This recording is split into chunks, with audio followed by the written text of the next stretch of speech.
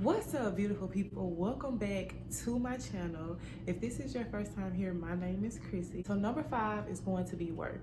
Now, I'm probably gonna say a line that every athlete across the probably globe has probably heard once in their career, and that is the game is 90% mental and it's 10% physical. And I take that and I apply that same concept to life. It's work. You get up and you work. You do the same thing over and over again. You may have to be more creative, or you may have to solve more problems one day, or you may have to handle more conflict one day, but work is work and it's never gonna change. And that's just how I feel about it. So that's why I feel like it's definitely 10%, because it's just like the game of whatever sport you play is never gonna change. That's the rules of the game. So, you have to figure out how to beat the game. Let's move into number 4.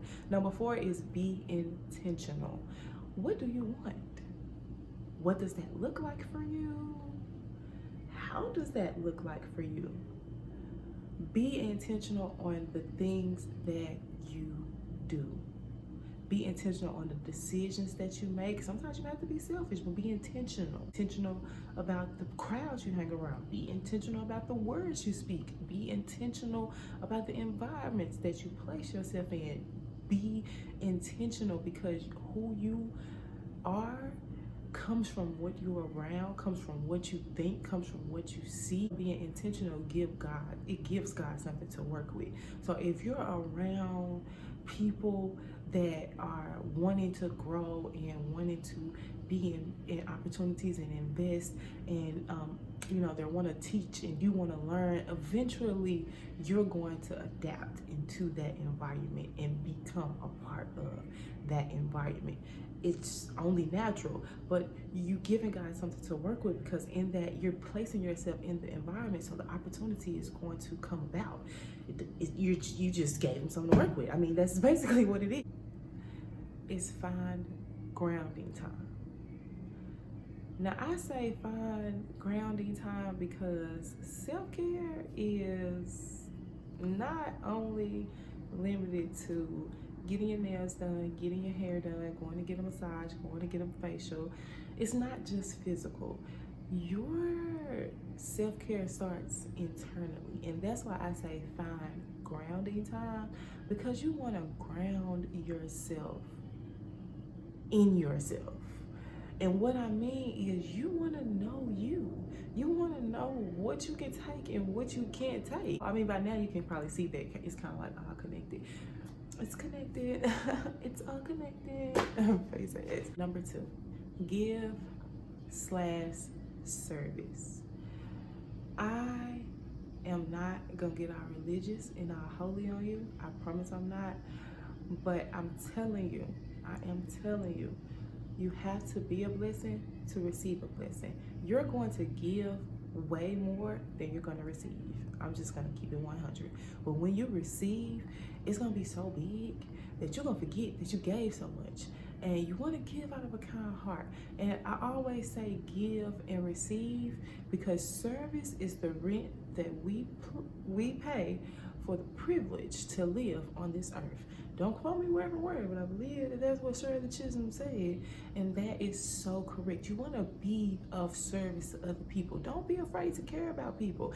And when you're intentional in placing yourself in these environments, around the type of people that you want to be around, and you're thinking you're thinking positive thoughts, and you're also, finding time to visualize, and you're grounding yourself, and you're learning more about yourself, and you're being intentional about what you want and what you don't want. Here to somebody who needs someone to listen to them, because they don't have nobody to listen to them, and they're able to vent. But you don't want to keep things bottled up inside of you, and then, one day you just explode. So being able to be an ear with no judgment to somebody that needs somebody to talk to, that's service. All right, something that's simple. And I'm just gonna start off by saying, I've been getting closer to God.